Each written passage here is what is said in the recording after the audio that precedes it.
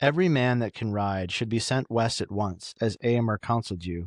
We must first destroy the threat of Saruman while we have time. If we fail, we fall. If we succeed, then we will face the next task.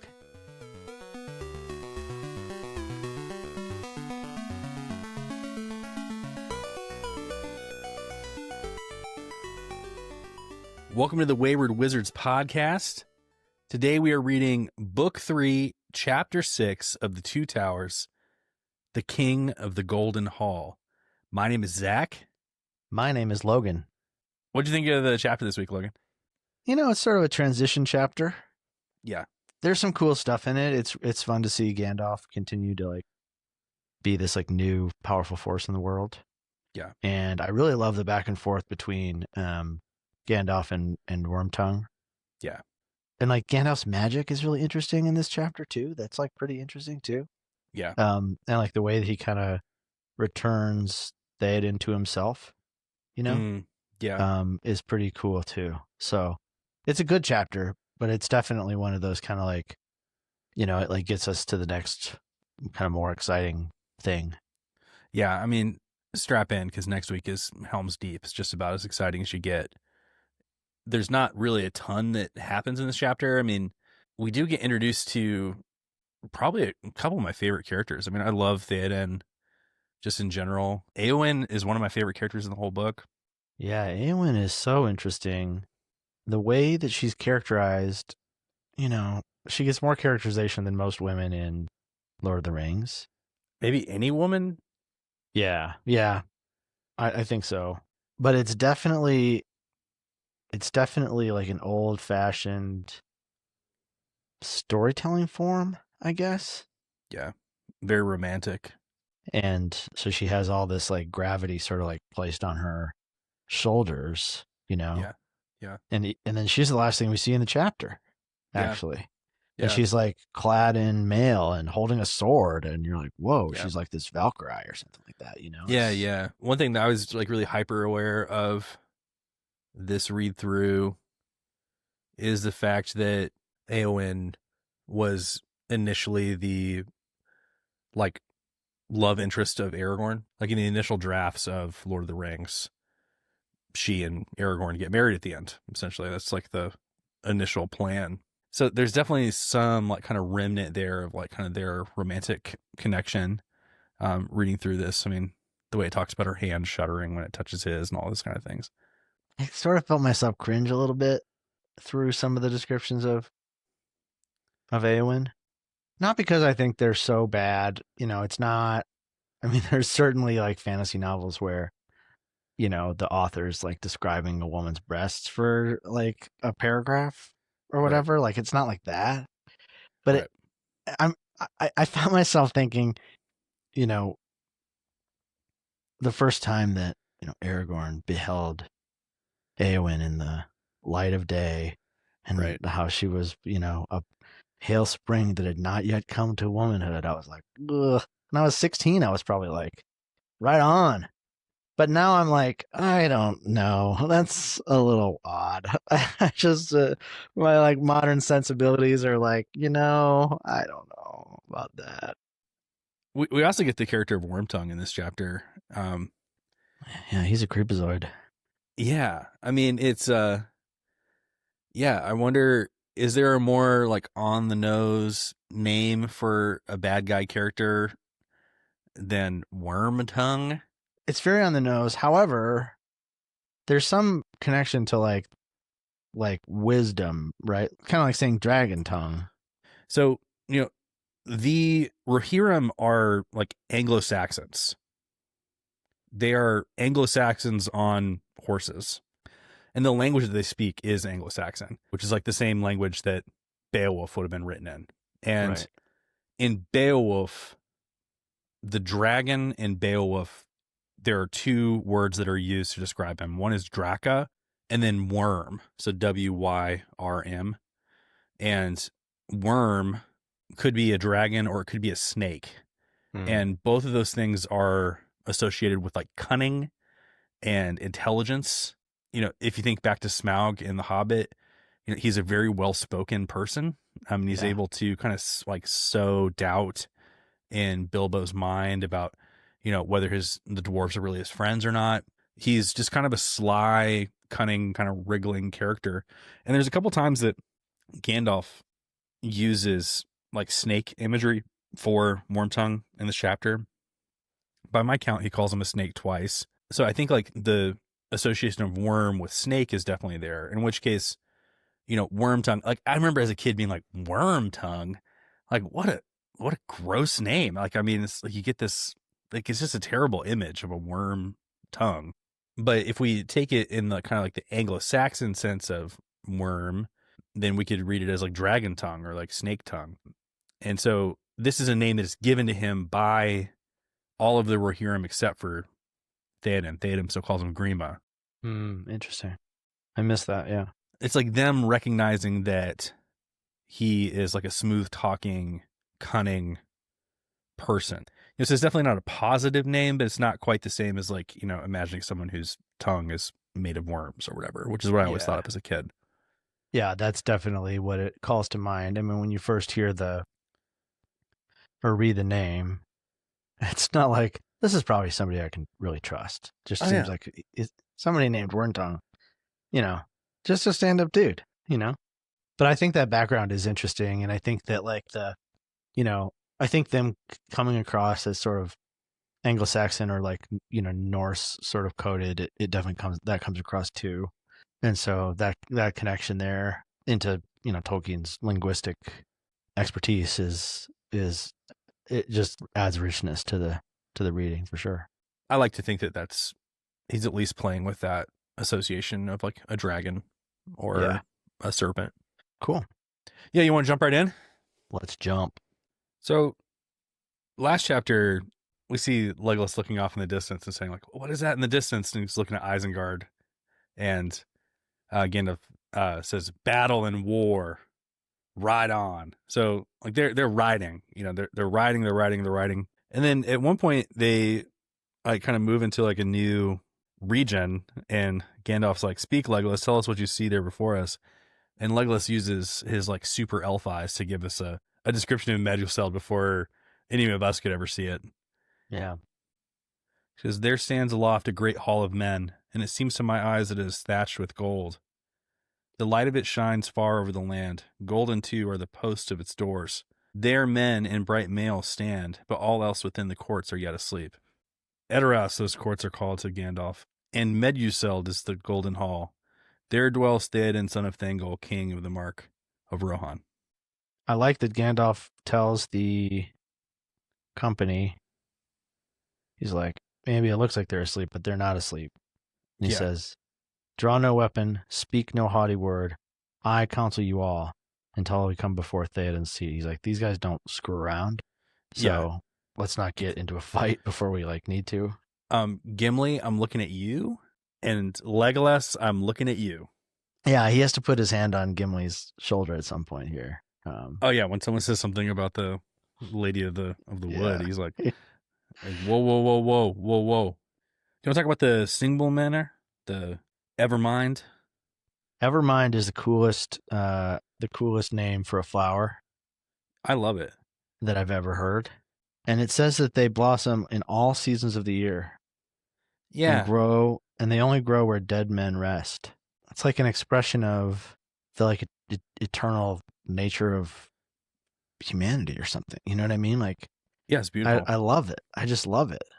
And then even the description of the grass on the western sides of these mounds where these kings are buried, the grass was white as with drifted snow. And then the flowers are there. So it's only on the western side of each of these hills.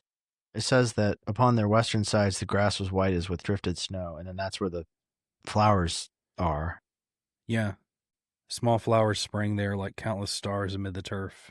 Then the word Evermind sort of makes me think it's like a memory or like a connection or something to like the like eternal, the eternal nature of humanity as well as the part of us that dies. That's really beautiful. It says 7 mounds upon the left and 9 upon the right. Many long lives of men it is since the Golden Hall was built. So these are like the kings of Rohan since Edoras was built.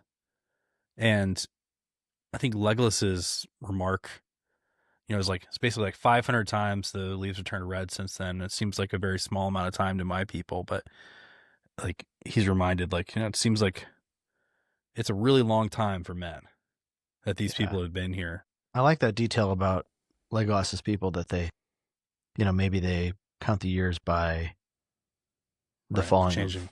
of leaves in autumn. Right. Right. That's a nice little detail. Right. Yeah. Orgron says, to the riders of the mark, it seems so long ago that the raising of this house has been a memory of song, and the years before are lost in the mist of time. One thing that really struck me this morning as I was thinking about this chapter, like we learned that Theoden's son, Theodred, was just killed 5 days ago. And he doesn't really mention him that much. Yeah, it's kind of strange. He talks a lot about Éomer and he talks a lot about Eowyn. And I feel like the movie takes time to kind of like dwell on that a little bit, give it like kind of the proper weight. Like in the movie, you have the scene of Theoden crying, like kind of reflecting on the flower and how it only grows on the mounds of the dead.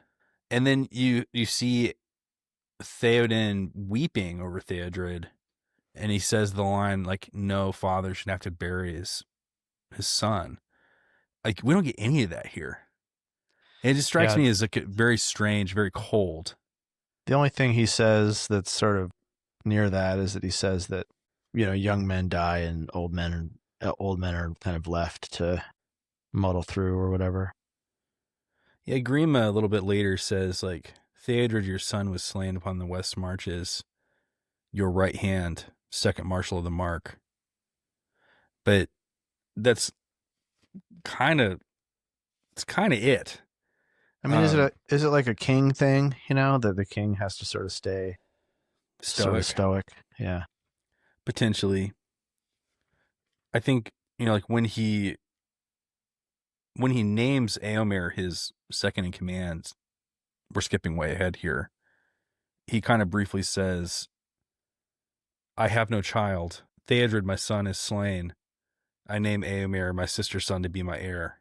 Yeah, so I think the movie was smart to take the time to show some humanity in Theoden. Yeah, it fleshes him out for sure. Part of me sort of wonders, like, it's been 5 days. Maybe they've already, they've already buried him. Yeah. And, Amber is in jail. And so a lot has already happened. Although I don't think that, Theoden was really in a state before Gandalf shows up to, like, actually react to anything. I mean, is he really aware of what's happening around him? Not really. It seems like, like what do you make of like his state? Like, is the implication like as we get it here? Because like in the movie, I think it's like much clearer that he's like a puppet of Sauron. That like Sauron is like kind of controlling him from afar. Here, it seems like it's a little more subtle than that. Like he talks about Grima's like leechcraft, Gandalf does, and so it seems almost like he's being manipulated by Grima. I think there is a sense that there's like something magic happening here, that Gandalf is releasing him from some sort of spell. But it seems that he's almost just been convinced by Grima that he is like older and more feeble and less capable than he actually is. Yeah, I think it comes back to, as we've talked about in the past, that it's less about some kind of mystical magic and more about just a continued like lie, like a persuasion. Yeah, that Wormtongue calls everybody else liars all the time. That's a lie, because he's a lie. Because he's a liar, Right. And so he's like continuously telling whispering lies into Theoden's ear, and then there's also an implication that being inside this hall, yeah, and not outside, yeah, is harmful. He reminds me of my friend Ben, who I was talking to one time. I was talking about my depression, and he was like, "Well, Logan, we're not meant to like live inside dark caves all day every day. So maybe you should go outside." Yeah. Yeah. And even being inside with like electric lights, it's not the same as like getting sunshine on you. Yeah. And so it's really moving, I think, when Gandalf, Gandalf shuts Wormtongue up, Yeah. which is important, but more important than that is like, why don't you stand up and come outside with me? Yeah. And there's even a description of the way I actually wrote the word resurrection. Mm-hmm. It says the doors rolled back and a keen air came whistling in. It's almost like a tomb opens. Yeah. And then there's a wind blowing on the hill, so they're up on this hill. This keen air comes whistling in, almost like in a movie where, like in an Indiana Jones movie where a door opens and there's like a big whoosh of air. Yeah. So it's sort of like that. He kind of comes out of this tomb that Grima has constructed for him. And that kind of enlivens him. And then his, men are there and he sees them and he starts to stand taller. And then, then they put a sword in his hand. Yeah. And all of a sudden he like can feel the strength of his arm, and he sort of remembers that he's the king and like what his duty is. So, and then people like start to like ask him to command them. Yeah, they're like, please, like it's it's an image of sovereignty. Like you are our sovereign. Like our will is sort of like bent to your will, or connected or whatever to your will. Right. And so yeah, is it magic? Yeah, I guess so. I mean, is it a spell? That's the word that we always come back to, is this like word of command. And so he is under a spell. He's under a word, but it's like a false word. And so it's like he starts to believe the lie. It's like, they're turning up the temperature so subtly, and like I don't think that he was well and then he was unwell. I think it's like this like slow like dripping. Yeah. That like eventually he begins to believe in his own like feebleness. Mm-hmm. When he says we're going to ride off to war now, Grima's like, oh, don't send me away from you. Let me stay here with you. And he's like, oh, no. I'm not like sending other people to war. Like I am going to war. That's the moment I think when he like kind of breaks like his like the spell is broken. He's just like, oh no, like I'm strong. And it's true. Like he stands up and he's tall and he's strong, and the lines from his face fade away, never to return. And people start to beg him to lead them. Yeah. They arrive at the gate, and the guards at the gate are like, stay, strangers here unknown. They're like, what is going on? And they speak in the language of like the Rittermark, and Gandalf just slips right into it. He's like, hey, wouldn't it be like a little less rude for you guys to use the common speech? Because like clearly you see we're not all from your neck of the woods. He says, well do I understand your speech, yet few strangers do. Why then do you not speak in the common tongue, as is the custom in the West, if you wish to be answered?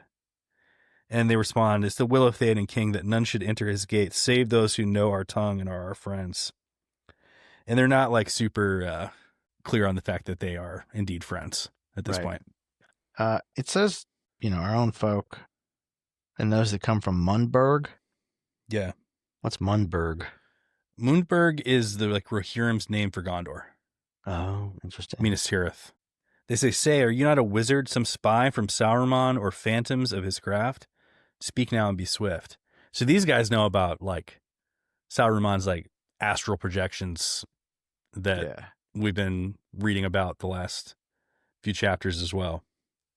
Yeah, and they don't trust Saruman, Oh, it's not like Saruman has so much sway here that they all think he's just a swell guy. No. Yeah, and wizard is like not a positive here, right? Like, are you not a wizard or some spy from Sauron? I like that Aragorn says, no, we're not phantoms, and these are your own horses, which I think you probably knew. And then he says, but seldom does the thief ride home to the stable. Yeah, that's great. I love that. He says, here are Hasufel and Arod that Éomer, the third marshal of the Mark, lent to us only 2 days ago. And this is when we find out that Éomer has been detained. Mm-hmm. He's like, hey, didn't Éomer like tell you that we were going to bring these horses back? And the guard's like, Éomer, I have not to say. Uh-huh. If what you tell me is truth, then doubtless Theoden will have heard of it. It's interesting that these guys are doing their due diligence. Mm-hmm.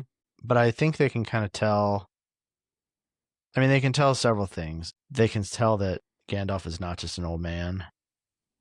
He says, old and weary you seem now, and yet you are fell and grim beneath, I deem. Yes. And they're like, this guy's, there's more to him than what meets the eye. But Gandalf, when he like introduces the company, he says like, hey, go get the king. Let the king know we're here. Like, he'll want to see us. Yeah. And the guard goes like, okay, what name should I report? And what shall I say of you? Because like you said earlier, he says like, there's something about you that's like, beyond than just like how you're presenting yourself to me. Right. And he goes, well, do you see and speak? For I am Gandalf. I have returned. Like, awesome. Like, is he saying more? Is more than just like, I've come back to Edoras. I've come back to Edoras, but I've also come back from like the dead. Fire in the abyss, right? Yeah. Like he is returned. And he's like, and behold, I bring back to you Shadowfax the Great, who, and who no other hand can tame. A little bragging there by Gandalf. But then he says, and here beside me is Aragorn, son of Arathorn, the heir of kings. And it is to Moonburg that he goes. So he's saying like, all right, this is like the future king of Gondor here. The one with the claim to the throne of Gondor. He says, go now and say to your master that we are at his gates and would have speech with him if he will permit us to come into his hall. I think what he's doing there is like basically like showing Aragorn. Like Aragorn is kind of the key that unlocks this door, because he, as the king of Gondor, would have authority to, basically tell Theoden what to do. So, I mean, eventually he goes away, he comes back and says, follow me. Theoden gives you leave to enter. I wonder, did he actually talk to Theoden, or did he talk to Wormtongue? I don't know. Then, of course, they're told that any weapon that they bear, be it only a staff, you must leave on the threshold. And this becomes a big point of contention. Bit of foreshadowing here. That's not going to go over well. I think it's really interesting. They make their way up this hill. The kind of like hall is built on the top of the hill. Mm-hmm. And when they get to the top, there's seats. And the guards are seated on these seats, which is with their swords across their laps. Yeah, you don't think about guards as seated, I don't think. No. Yeah, I noticed that too. Yeah, their swords are across their knees. It says their golden hair was braided on their shoulders. The sun was blazoned upon their green shields. Their long corslets were burnished bright. And when they rose, they seemed taller than mortal men. Hmm. So that made me think of the Varangian Guard. I don't know if Tolkien is really, exactly has this in mind, but the Varangian Guard was, or Varangian, I guess, Guard was they were basically the guards for the emperor, the like Byzantine emperor for 400 years. Huh. And essentially these Norsemen and Anglo-Saxons traveled down from, Daneland and Norway, traveled all the way down, took their boats, raided all the way along, and then ended up in Byzantium, which is kind of like, it was sort of like going from like the middle of South Dakota or Minnesota or like the Great Lakes or something like that, and ending up in New York City, or somewhere even more fantastic than that, like Tokyo or somewhere. Right. And then you show up and you're like such badasses. Yeah. That the emperor's like, want to be my best friends? And then for 400 years, you're their guards. And they were just these like huge blonde men in basically, Turkey, surrounded by like Greeks, and they thought of themselves as Romans, but, surrounded by Greeks and Turks and people like that. Huh. And so, anyway, that just made me think of that. And I just wonder, that's fascinating. Yeah. I wonder if Tolkien maybe had that in mind, that, these enormous guards are sort of standing outside of the, that's really interesting. Hall. But, that's really interesting. Yeah. Yeah. I mean, it's the Rohirrim are so cool because, like I said, they're like Anglo-Saxons with like horses. you know? Yeah. Yeah. It's a super distinct culture, like right in the middle of this world, you know? Yeah, they're strange. And like we got, I think we mentioned in the like the Three Hunters episode when they first meet Eomer that the Rohirrim don't have written language. They just like pass down their knowledge through songs. Yeah. So they have this like long memory, but they aren't sophisticated in the same way as Gondor. You know, they don't have like the same like technological advancements. Everything is captured in um like myth, song, iconography, you know. Yeah, yeah, Um and it's like stories that are passed down generation to generation.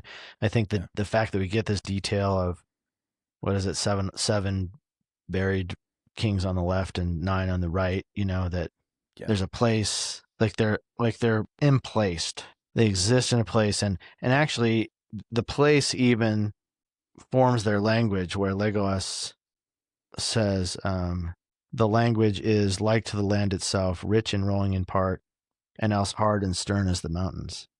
yeah, So being in that place has shaped them as a people, yeah, right? And so it kind of doesn't matter that they don't have written language, because they have such a strong connection to that place and their yeah, culture, and you know, this horse culture as well, yeah, and sort of continues to shape them as a people, which is yeah. pretty That's fascinating. fascinating. That was a great quote there, and I think it like kind of describes Tolkien's own love for Anglo-Saxon, like what he loves about the language itself. Yeah, you Um, can feel that reading through this chapter for sure. So they meet Hama. I want to say we meet Hama, our Hama, guy, our guy Hama time, Hama. Hama time. Hama is awesome. Yeah, I like Hama. He's doing his best, man. It's really a sandwich that Hama's eating. I mean, Yeah, he just, you know, he's in a bad position, being the door warden of Theoden, under the influence of this snake Wormtongue. yeah. Um, and he's really trying his best to like figure out, how am I going to do this well. He's like middle management, you Yeah, know. exactly. He's not calling the shots, and he's given a lot of authority, but like he's kind of like in uncharted territory a lot of the time. Yep. It's funny, like if there was a character in the book who I'd want to be, of course it'd be Aragorn. Um, if there's a character that I would like aspire to be, I think it'd definitely be Sam Gamgee. Oh yeah, totally. Um, if there's a character who I probably like actually am, it's probably Hama. Let's be real. Most of us in life are in some kind of position that Hama's in, Yeah, just muddling through, trying to figure out just like how to do the right thing in an man, impossible situation. yeah, Yeah. like I was told that you have to leave your sword, but now this guy's like telling me how magical his sword is. Gandalf's like saying that he needs to like lean on his stick. Yeah, he's just I the I poor think guy. I think the thing that sums up Hama is the end before they walk in. He says, "In doubt, a man of worth will trust to his own wisdom." Yes. And he says, "I believe you are friends and folk worthy of honor, who have no evil purpose." You know, Amir says something kind of similar. Something about being the door warden. Like, my job is, does this door open or not? Yeah. You know? And like, there's something really simple about that. But gosh, it gets complicated fast, you know? But Yeah. Yeah. it's about his own wisdom, you know? In the end, he's like, look, I'm gonna make a determination. yeah. And he, I don't know, he exercises his agency in a way that I think it is inspiring.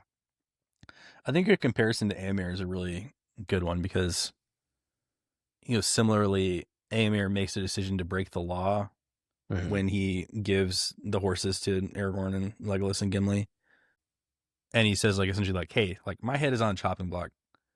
Like, unless you bring these horses back by the way you're saying that you're going to, don't make me look like an idiot, please." Hama's got kind of a similar thing here where he's just like, oh, and Aragorn's like, all right, dude, like at the end of the day, I think that we're like being honest with you. and you could either like sick all your guys on me and, we can be 100-3 in battle, or you can just let us go. Yeah. Hama's kind of in a similar situation here where he's just like, like, all right, like I can tell I don't like this Wormtongue guy. I think he's like, I really like Eomer. He's now like in some dungeon somewhere. Like, I'm just going to make a decision here. And that's what he does. Except I think the difference for Hama is like Eomer is like third in line. Sister son. You know what I mean? Like he's like the second rider of the mark or whatever. Yeah. And so like he's got some cover in a way because he's like a prince sort of. Right. Hama's just a guy. Yeah. You know? He clocked in. Right. His head actually is on the chopping block. You know what I mean? Yeah. Whereas like Eomer, like, yeah, like maybe he gets like outcast or, has to sit in prison for a while. But Hama's, it might really be his like undoing. I don't want to belabor the point, but this is like a pretty running theme in Lord of the Rings. Yeah. Where someone has to make a choice to follow the law or do what's right. We saw it in Lothlorien where it's like, okay, it's illegal for you guys to enter into this land. Nobody's done it since like 5,000 years or whatever. Yeah, exactly. Right. like we are not allowed to let a dwarf in here. Right. Like full stop. And they decide to, eventually they get word back from Galadriel that it was fine. But, here, like Eomer letting them take the horses and ride on, even though it's against the law. Hama choosing to let him come through with his staff, even though it's against the rules. Faramir, we're coming up on him, like choosing to let Frodo and Sam go. And then like the other one is, there's the tower guard in Gondor who tries to prevent Denethor from killing Faramir. Yeah. Aragorn has to like give him a pardon at the end because he, broke like the number one rule, which is, do whatever the steward says. Right. So it's over and over and over again. I mean, those are just a few examples, but people are kind of faced with the moral choice of like, do I follow the rules or do I do what's right? Yeah, discernment really matters to Tolkien. Yeah. I think. Yeah. Following rules for the sake of following rules is not his thing. No. He goes, I'm the door ward of Theoden. Hama is my name. Here I must bid you lay aside your weapons before you enter. I got a simple job, guys. I am the TSA. Like, there are certain things that you cannot bring into this hall. I will now list them. If you have them on your person, you must lay them aside. Yeah. And Legolas is like, hey, keep this well, for they came to me from the Golden Wood and the Lady of Lothlorien. All right. Hama's like, okay, yeah, all right, you got it from a witch. Great. Thank you for letting me know.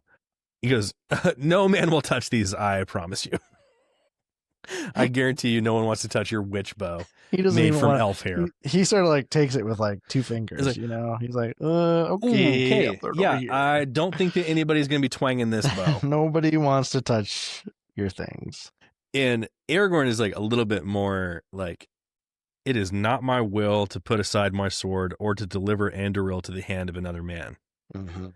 And Hama's like, sorry, bud. It's the rules. That's the will of Theoden.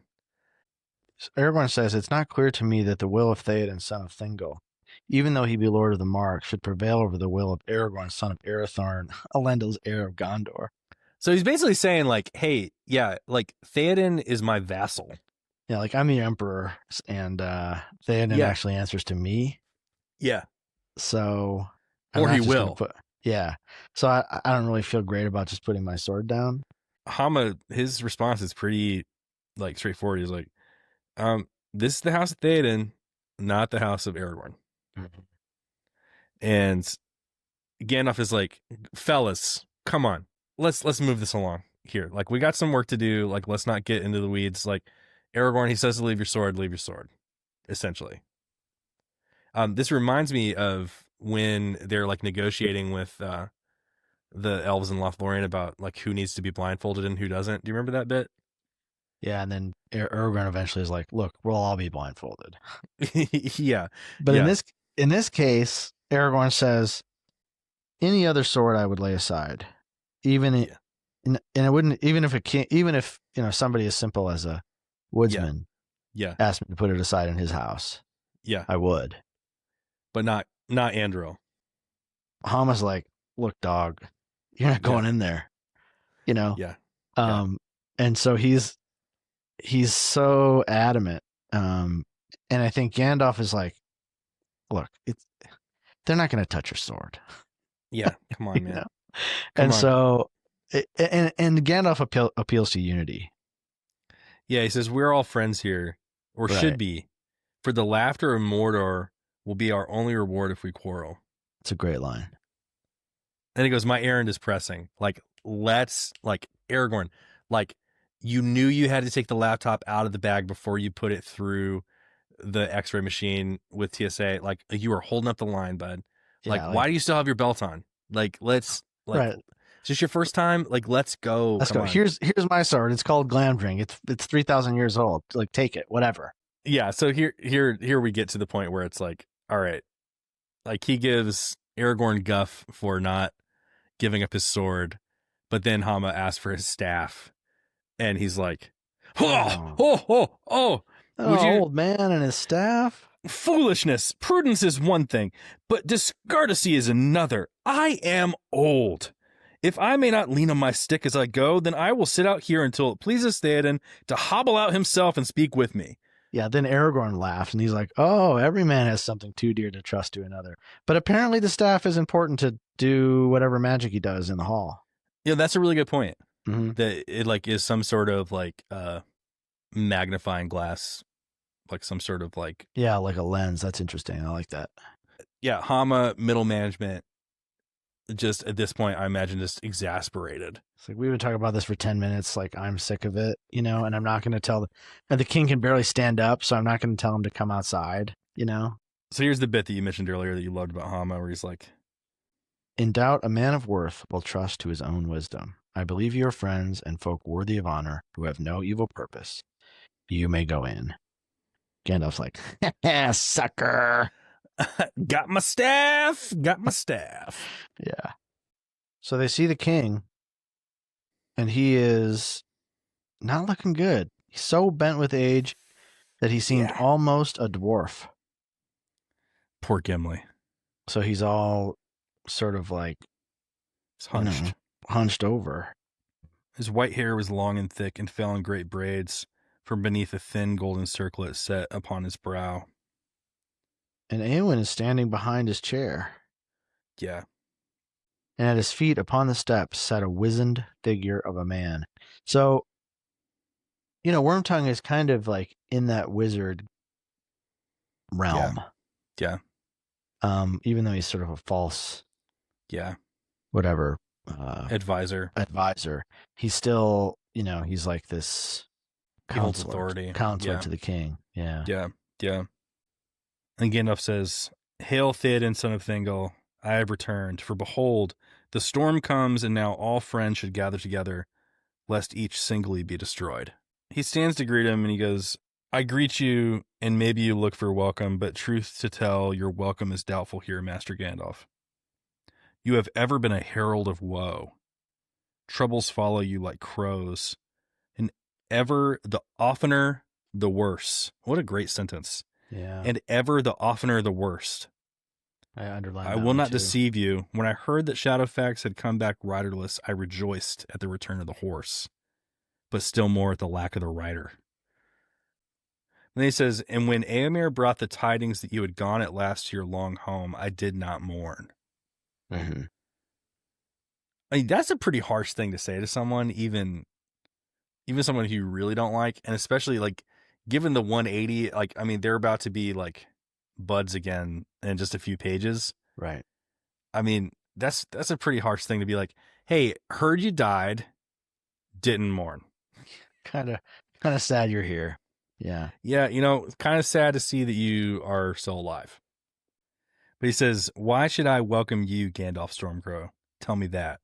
And slowly he sits back down. And then like the sycophantic Wormtongue says, you speak justly, Lord. The person he reminds me the most of is the Gollum. Yeah. Something about Wormtongue is kind of, he's just sort of like sniveling and conniving. And the lying, the like untrustworthiness. Although he sure does have a way with words. I Yes. love that he says, "Why indeed should we welcome you, Master Stormcrow? Lath spell, I name you. Ill news, and ill news is an ill guest, as they say." Yeah. Lath spell being like the opposite of Good gospel. God spell. Yeah, Yeah. exactly. Yeah. Like, I think we all know people who are like this. Like, it's like a bureaucratic thing. Like, a bureaucracy wants to maintain the bureaucracy. There's just kind of this like attitude of like, how dare you bring bad news? Like, I'm going to chastise you for like bringing bad news. Like, anywhere you go, you bring bad news, but you only bring bad tidings, but you don't actually ever bring any help. And it's like, yeah, like sometimes we have to like critique a system, and then there's going to be someone who's just like, why do you always just complain? You just are always focusing on the negative, you know? I feel like you just really, all like, don't you have anything positive to say about, it's just got Right. that, like, I think that's a very relatable thing where he's just like, hey, you saying you want to bring help? Like, did you bring men? Did you bring swords, spears, Yeah. horses? Like what help is it that you're bringing? Yeah, I do know what you mean, and I wish that there's got to be a word for that. Like, bureaucracies want to maintain the bureaucracy, and they don't welcome critique. But it's also like a toxic positivity or something like that. You know what I mean? Where it's like, Yeah. like we're solutions oriented around here. And it's like, are you? Because I'm Yeah. trying to tell you that something's wrong, and you're not like trying to work towards solutions at all. You're just trying to downplay what I'm bringing, Right. to you, Right. Yeah. And I think Gandalf's reply is really wise because he's like, look, there's negative and there's negative, or there's evil tidings and there's evil tidings. Yeah. Some people are workers of evil, and some people leave evil alone and they just come with aid in a time of need. Yeah. And that's where Wormtongue is like, seems like you're just a picker of bones, meddlers of other men's sorrows, carrion fowl that grow on fat on war. Yeah. Um, Which I guess is why it calls him a crow, right? Storm crow. It's like crows are carrion. They pick the bones of dead animals.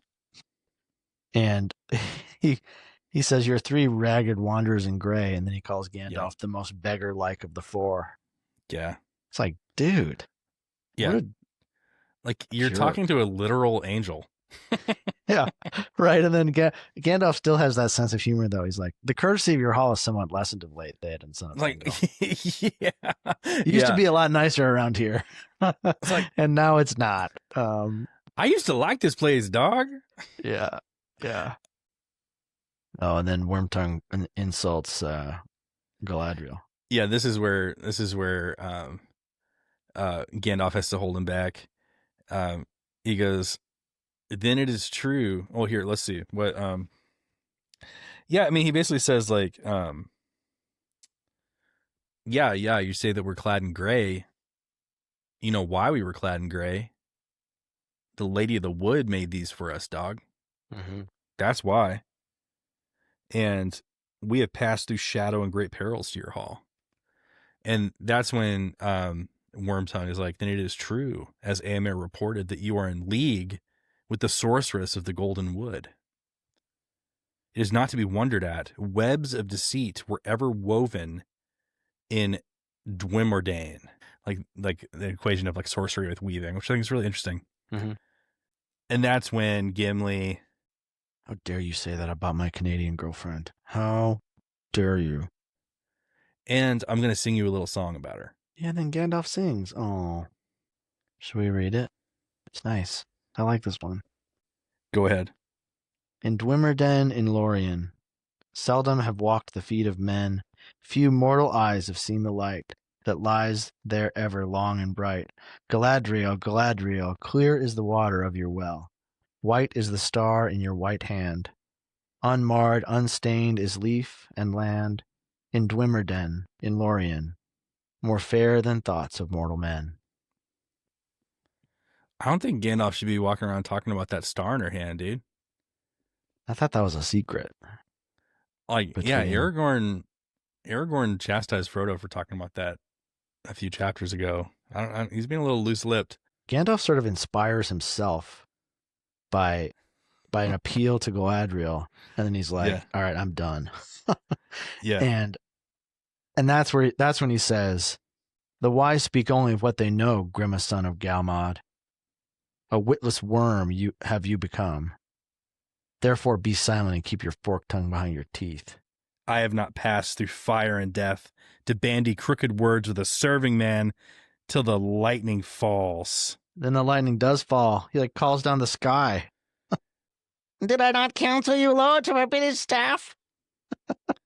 That fool Hama has betrayed us. Uh, There was a flash as if lightning had cloven the roof. Then all was silent. Wormtongue sprawled on his face. so did lightning clove the roof, or did Gandalf just hit Wormtongue on the top of the head?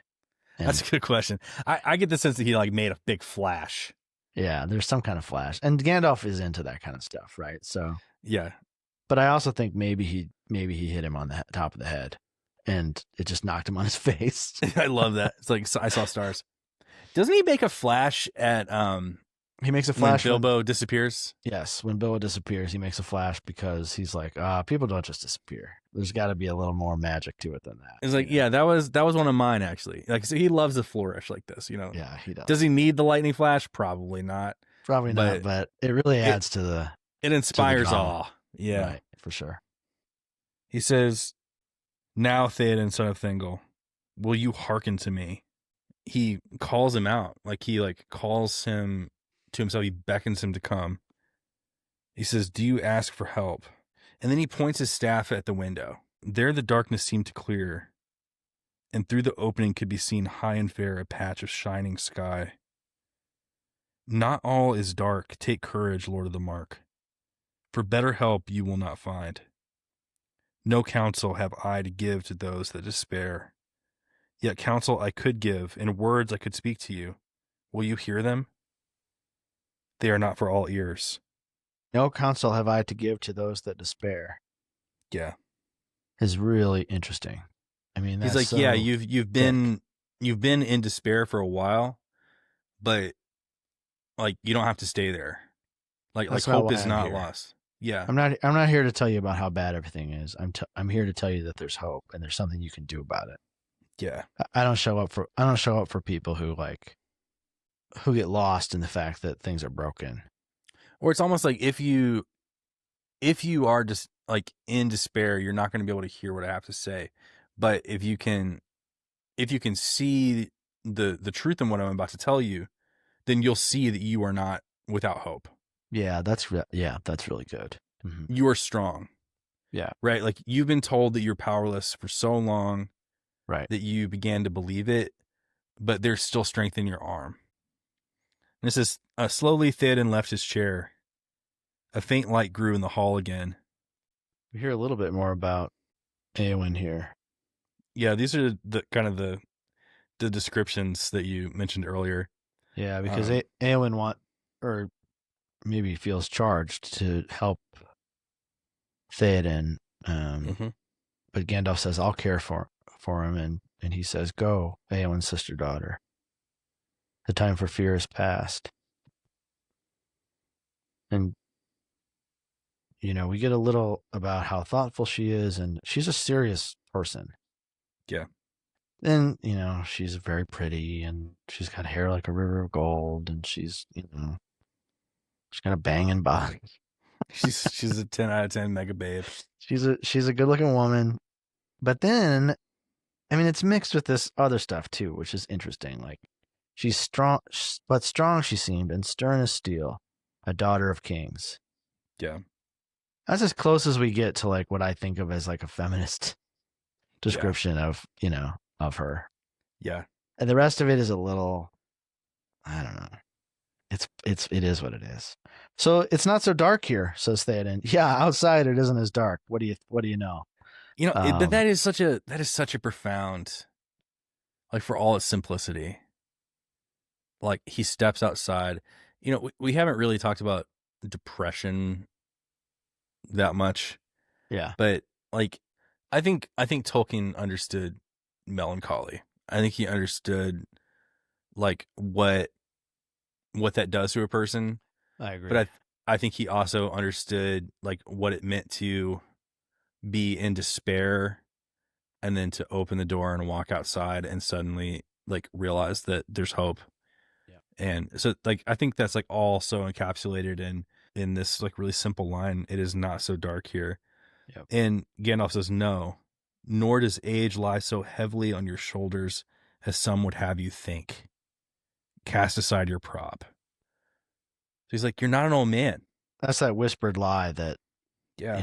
Wormtongue has been telling him, like, oh, you have so much to worry about, and you're not a young man, and Why don't like, we just like go make you some dinner and yeah, just don't like, go outside. Let's just stay here in the hall, yeah, and so yeah. getting outside into the sunshine is, yeah, it's a big deal here. Dark have my dreams been of late, he said, but I feel as one new awakened. I would now that you had come before Gandalf, for I fear that you have already come too late. Yeah, that's the real turn there. And then Yeah. he asks, "What is to be done?" So And Gandalf says, much. all right, he wants to know. Okay, so if there's hope, tell me what the hope is. What's the Yeah. next? What's next? Yeah. He says, first off, first order of business, let out Éomer. I imagine he's probably in jail right now. Am I right? Yeah, And Theoden goes, yeah, it's true. He had rebelled against my commands and threatened the death of Grima in my hall. So the reason why he's like in prison is because he threatened to kill Grima. Grima. I think that's great. I missed that until now.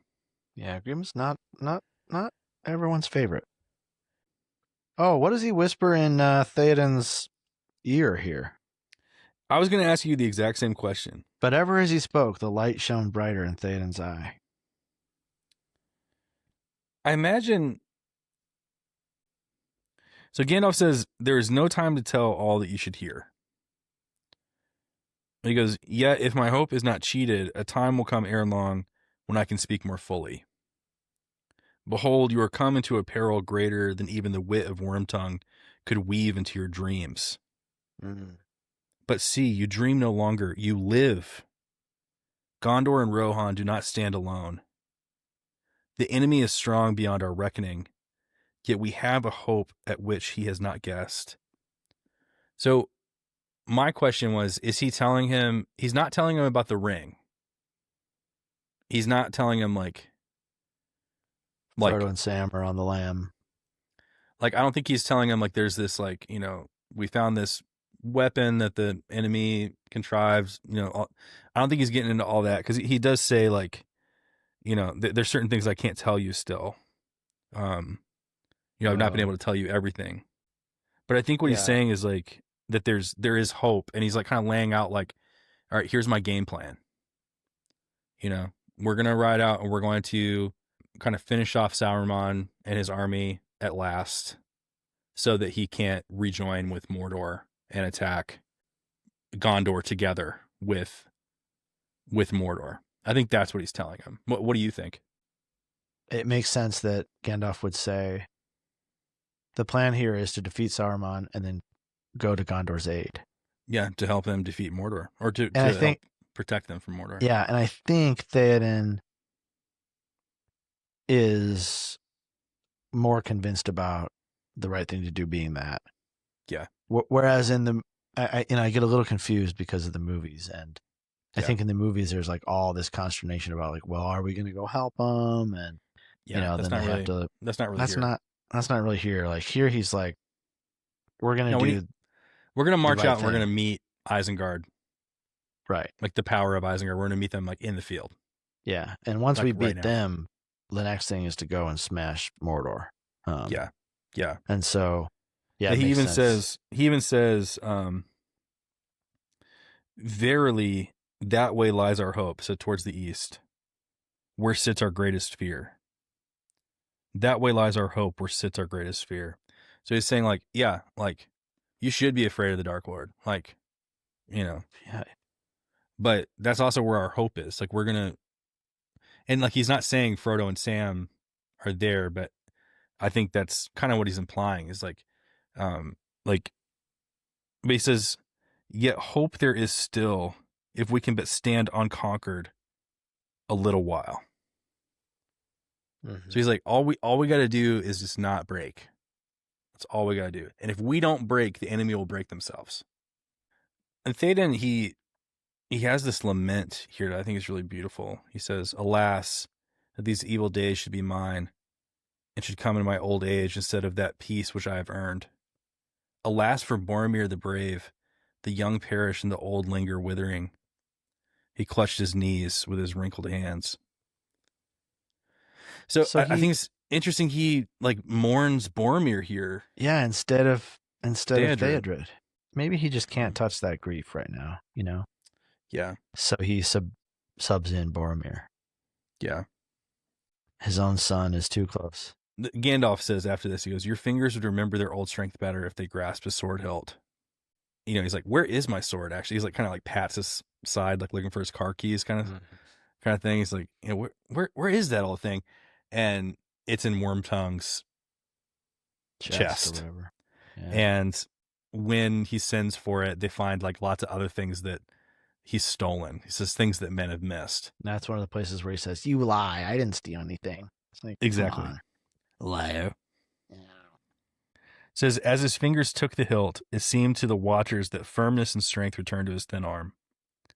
Suddenly he lifted the blade and swung it, shimmering and whistling in the air. Then he gave a great cry. His voice rang clear as he chanted in the tongue of Rohan a call to arms. "Arise now, arise, riders of Theoden. Dire deeds awake. Dark is it eastward. Let horse be bridled, horn be sounded. Forth, Aerolingus." And everybody is just amazed at this.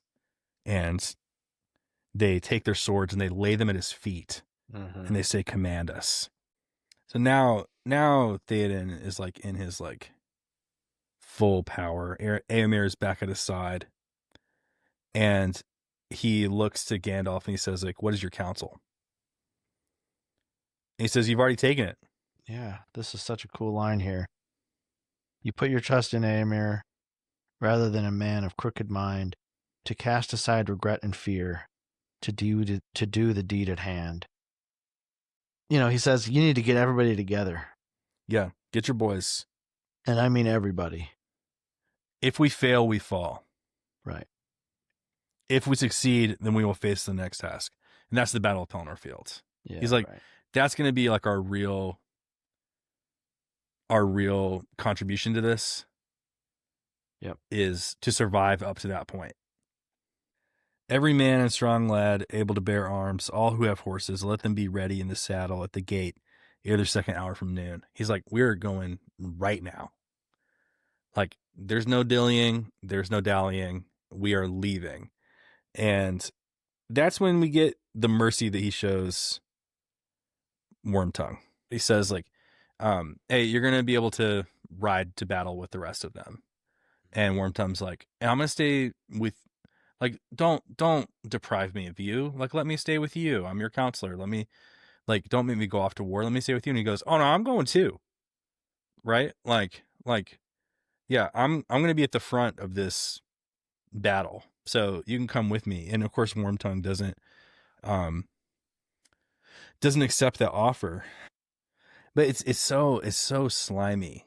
He says, like, if you're going to go off, you need to appoint someone who will hold down the fort, right? Like, one who knows your mind and honors your commands should be left in Edoras.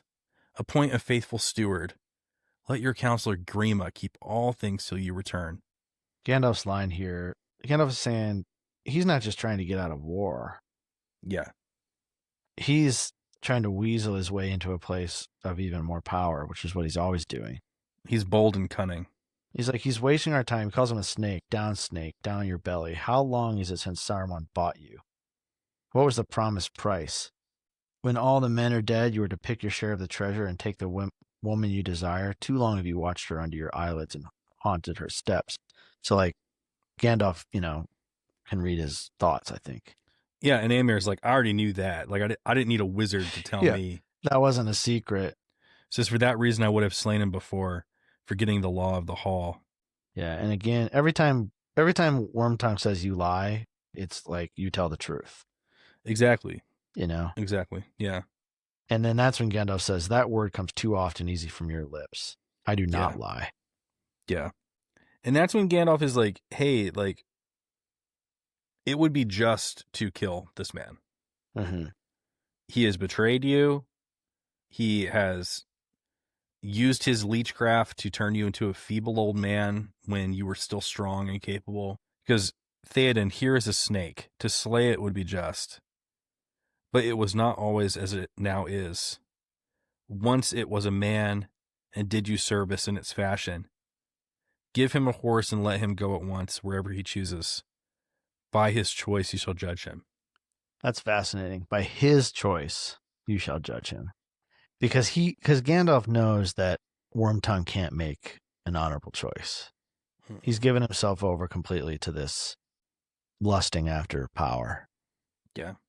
In service of Saruman. He's going to show us who he really is, and that will be his own judgment. Yeah, and that's what he does. He just spits on the ground in front of Theoden's feet and runs off. And Theoden's like, don't hurt him. Don't let him hurt anybody else, but don't hurt him. Yeah. And let him take a horse, and that's exactly what he does. And then Gandalf and Shadowfax get married.